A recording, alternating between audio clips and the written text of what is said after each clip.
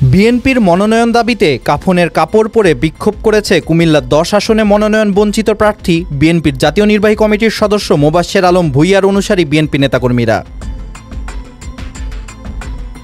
বৃহস্পতিবার রাতে ওই আসনের নাঙ্গলকোট বাজারে এ বিক্ষোভ মিছিল হয়। মিছিলে বিপুল সংখ্যক নেতাকর্মী অংশগ্রহণ করেন। জানা গেছে, বিএনপির প্রাথমিক মনোনয়নে কুমিল্লা ১০ আসনের সাবেক সংসদ সদস্য আব্দুল গফুর ভূঁইয়ার নাম ঘোষণার পর থেকে তার মনোনয়ন বাতিল করে মোবাশ্বের আলম ভূঁইয়ার নাম ঘোষণা করার জন্য লাগাতার নানান কর্মসূচি দিয়ে পালন করে মোবাশ্বের আলমের অনুসারী বিএনপি নেতাকর্মীরা। এই দাবিতে আজ ২৪তম দিনে কাফনের কাপড় পরে এ কর্মসূচি হয়।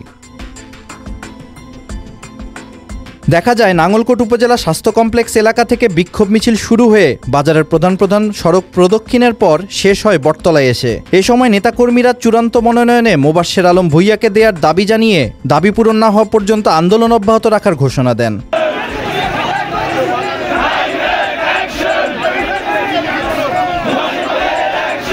বিক্ষোভ মিছিলে বক্তব্য রাখেন নাঙ্গলকোট পৌরসভা বিএনপির সাবেক সাধারণ সম্পাদক জাহাঙ্গীর আলম মজুমদার, কেন্দ্রীয় স্বেচ্ছাসেবক দলের সাবেক সদস্য মিজানুর রহমান মজুমদার, কুমিল্লা দক্ষিণ জেলা স্বেচ্ছাসেবক দলের সদস্য আব্দুর রহিম সুজন।